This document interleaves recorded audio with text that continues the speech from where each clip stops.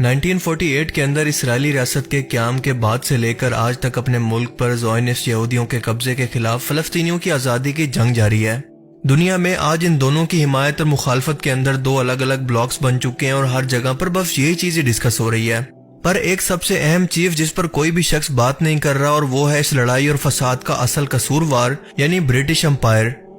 جس نے پاکستان اور انڈیا کے درمیان کشمیر کی طرح مسلمانوں اور یہودیوں کے درمیان جان بوجھ کر اس بارڈر کے تنازع کو رکھا تاکہ یہاں پر کوئی ایک اسٹیبلش گورنمنٹ کبھی بھی نہ آ سکے اور ان کا کنٹرول اور ان کی سپورٹ ہمیشہ کے لیے ڈیپ سٹیٹ کی طرح پورے ملک پر رہے۔ ان کی طرف سے اپنے دور حکومت کے اندر بارڈر کی غلط تقسیم سے لگائی گئی آگ آج تک بجھنے کا نام نہیں لے رہی۔ میں کوشش کروں گا کہ شارٹ سی ویڈیو کے اندر ٹو دی پوائنٹ رہ کر اسرائیل اور فلسطین کے تنازع کی اصل وجہ یعنی برٹش امپائر کے کردار کو بہتر طور پر سمجھا سکوں۔ پہلی جنگ عظیم کے اندر فلسطین ملک سلطنت عثمانیہ کے کنٹرول میں تھا۔ سلطنت عثمانیہ کے ساتھ ایک طرف جرمنی، آسٹریا، ہنگری اور بلغیریا تھے تو دوسری طرف UK، فرانس، رشیا اور امریکہ۔ اتنی بڑی جنگ میں شامل ہو کر سلطنت عثمانیہ کافی کمزور ہو گئی اور اسی کمزوری کا فائدہ اٹھا کر شریف مکہ نے برطانوی جاسوس لارنس آف عربیہ کے بہکاوے اور عرب سرزمین کا کنٹرول انہیں دینے کے وعدے پر بغاوت کر دی،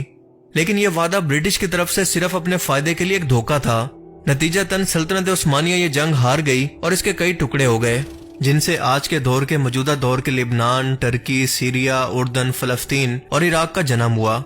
ترکی کے علاوہ باقی تمام ملکوں کے بارڈر کو بنا سوچے سمجھے تقسیم کر دیا گیا، جس سے آپس میں ان کے تنازعات بڑھنے لگے، جن میں فلسطین بھی شامل تھا۔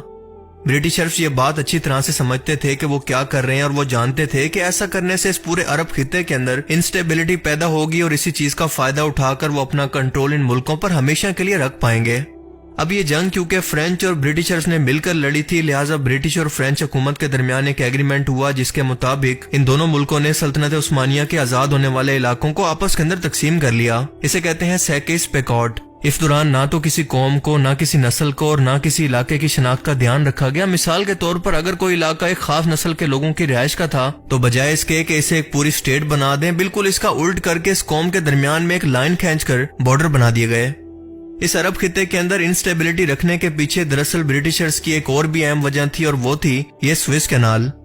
یہ چھوٹی سی کینال برٹشرز کے لیے انتہائی اہم تھی اور اس وقت بھی ہے، کیونکہ یہ لوگ شروع سے ہی کاروباری تھے اور ان کے امپائر کے اندر انڈین اوشن سے یورپ کے لیے میڈیٹرین سی تک جوڑنے کا کام یہی سوئس کینال ہی کیا کرتی تھی۔ اسی لیے اس پر ڈائریکٹ یا پھر انڈائریکٹ کنٹرول ان کی لائف لائن تھی، جو کہ ایشیا کو یورپ سے کم ترین فاصلے سے جوڑتی ہے۔ فلسطین کیونکہ ایک زمانے کے اندر یہودیوں کا گھر تھا اور وہاں سے یہ در بدر ہو کر پورے یورپ کے اندر ہزاروں سالوں سے پھیل چکے تھے، یہ برطانیہ میں بھی موجود تھے۔ سلطنت عثمانیہ کے دور کے اندر ہزار کوششوں اور لالچ کے باوجود بھی سلطان عبدالحمید ان کے ساتھ فلسطین کا سودا کرنے کے لیے تیار نہ ہوئے تو ان لوگوں نے بغاوت کروا کر سول وار شروع کروا دی۔ اب سلطنت عثمانیہ کے ٹوٹنے کے بعد ان کے پاس واپسی کا بہترین موقع تھا، جس کا انہوں نے فائدہ بھی اٹھایا، کیونکہ اب یہاں پر زائونسٹ موومنٹ کی شروعات کی گئی کہ ہمیں اپنا آبائی وطن فلسطین واپس چاہیے۔ فلسطین میں اس وقت 87% مسلم اور صرف 3% ہی یہودی تھے۔ فلسطین ملک میں مسلمان ملک کی بجائے یہودی سٹیٹ برٹشرز کے فائدے کے اندر تھی، جس کی سپورٹ اسے ہمیشہ ملتی رہتی، لہٰذا اپنے پولیٹیکل فائدوں اور سپورٹ کے لیے برٹش فورن سیکرٹری آرتھر بیلفور نے برٹش کمیونٹی کے ایک اہم یہودی ممبر والٹر روف چائلڈ کو ایک خط لکھ کر یہ وعدہ کیا کہ ہم یہودی قوم کو ایک اسرائیلی ریاست بنانے کے اندر مدد کریں گے۔ شریف مکہ کو عرب ملکوں کی حکومت دینے کے وعدے کے خلاف جا کر فرانس حکومت کو برٹشرز نے یہ وعدہ کیا کہ ہم عرب ملکوں میں سے آدھا آپ کو دیں گے، بس ہمارا ساتھ دینا۔ اب یہ سب وعدے کیونکہ بند کمروں کے اندر ہو رہے تھے، کسی کو بھی ایک دوسرے کی خبر نہیں تھی، اسی لیے سب کو لگا کہ برٹشرز ان کے ساتھ ہیں۔ اسی وعدے کے ساتھ جب دوسری جنگ عظیم شروع ہوئی اور جرمنی کے اندر ہٹلر نے یہودیوں کا قتل عام شروع کیا تو اسی کو بنیاد بنا کر اس بالفور ڈیکلیریشن کی بنیاد پر آہستہ آہستہ یہودیوں نے فلسطین کے اندر زمینیں خریدنا اور یہاں پر آباد ہونا شروع کر دیا، یہاں پر رہنے والے لوگوں کو بے دخل کرنا اور ان کے گھروں سے نکالنا شروع کر دیا۔ اب آہستہ آہستہ فلسطین کے اندر مسلمانوں کی آبادی کم ہو کر ان کو مائنورٹی کے اندر بدلنے لگی، جس کا سیدھا سیدھا قصوروار تھا صرف اور صرف برطانیہ، جس نے بنا یہاں کی عوام کی خواہش اور ان کی مرضی جانے بغیر صرف اپنی سپورٹ اور اپنے فائدے کی خاطر ایک خط پر اس ملک کو لکھ کر یہودی قوم کے حوالے کر دیا۔ یہ سب دیکھ کر 1936 کے اندر فلسطینی عوام نے آخرکار تنگ آ کر برطانوی حکومت کے خلاف بغاوت کر دی۔ برٹشرز نے اپنی عادت کے مطابق اسے بغاوت کہہ کر اسے کچلنے کی بہت کوشش کی، کافی لوگوں کو پھانسیاں بھی دی، لیکن یہ آواز دب نہ سکی۔ آخرکار تنگ آ کر برٹشرز نے 1942 کے اندر خود کو بیچ سے نکال کر یہودی اور مسلمانوں کو آمنے سامنے لا کر کھڑا کر دیا، کیونکہ وہ جنگیں لڑ لڑ کر تھک چکا تھا۔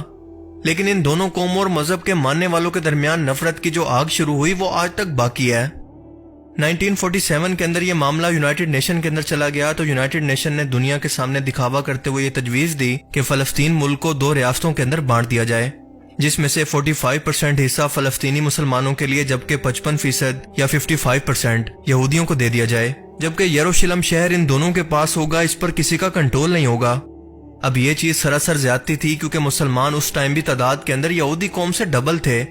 اسی بنیاد پر اسرائیل ملک وجود کے اندر آیا، جسے آس پاس موجود عرب ملکوں نے قبول نہیں کیا، لہٰذا 1948 کے اندر ہی عرب اسرائیل جنگ شروع ہو گئی اور 5 عرب ملکوں نے اسرائیل پر حملہ کر دیا۔ سب کو لگتا تھا کہ یہ چھوٹی سی ریاست اس جنگ کو برداشت نہیں کر پائے گی، پر اس کا بالکل الٹ ہوا، کیونکہ اسرائیل امریکہ اور دوسرے ویسٹرن ملکوں کی مدد سے ان تمام عرب ملکوں کو شکست دے کر فلسطین کے 75% حصے پر قابض ہو گیا۔ 1961 کے اندر ایک بار پھر سے اسرائیل کی عرب ملکوں سے جنگ چھڑ گئی، جس کے بعد اس نے فلسطین کے مزید حصوں پر موجود غزہ اور ویسٹ بینک سمیت یروشلم پر بھی قبضہ کر کے اسے اپنا کیپٹل بنا لیا۔ اس کے بعد فلسطین لبریشن آرگنائزیشن کی تحریک شروع ہوتی ہے اور 2006 کے اندر یہ پارٹی الیکشن جیت کر ویسٹ بینک کے کچھ حصوں پر کنٹرول حاصل کر لیتی ہے، جبکہ غزہ پر فلسطین لبریشن کی ایک ملیٹنٹ جماعت یعنی کہ حماس کنٹرول حاصل کر لیتا ہے، اور اسی کے درمیان یہ آپس میں ایک دوسرے پر حملے جاری رکھتے ہیں جو کہ آج تک جاری ہیں۔ یہودی قوم کو یورپ کے اندر اس لیے بھی برداشت نہیں کیا جاتا تھا کیونکہ وہاں کے کرسچن ان کو جیزس کرائسٹ کے خلاف سازش کر کے انہیں سولی پر لٹکانے کا قصوروار مانتے تھے، اور اسی لیے اس قوم کا کسی ایک جگہ پر ٹھکانہ نہیں تھا، یہ ہر جگہ پر بس اقلیت یا پھر مینورٹی میں تھے۔ 1856 کے اندر ایک یہودی تھیوڈ ہرزل نے اپنی ایک کتاب کے اندر ایک الگ یہودی اسٹیٹ کی بات کی، جہاں پر یہ لوگ مائنورٹیز میں نہ ہوں بلکہ یہ ان کے خود کا ملک ہو۔ اس تحریک کو زیونزم کا نام دیا گیا، جو یہ صاف طور پر بتا رہا تھا کہ شروع سے ہی زیونزم تحریک کا مقصد پورے فلسطین کو حاصل کرنا تھا، نہ کہ 2 اسٹیٹ تھیوری جیسا کوئی کانسیپٹ۔ اس تحریک کو چلانے والے لوگ شروع سے ہی ایکسٹریمسٹ قسم کی سوچ کے مالک تھے، جیسے ہر مذہب کے ماننے والوں کے اندر پائے جاتے ہیں، نہ کہ سب کے سب یہودی اس کے اندر شامل تھے۔ یہی وجہ ہے کہ خود امریکہ کے اندر بسنے والے جیوز آج بھی غزہ کے اندر ہونے والے اسرائیلی مظالم اور اسرائیلی ریاست کے وجود کے نہ صرف خلاف ہیں بلکہ ان کے خلاف مظاہرے بھی کر رہے ہیں، کیونکہ وہ لوگ سچ کو پہچانتے ہیں۔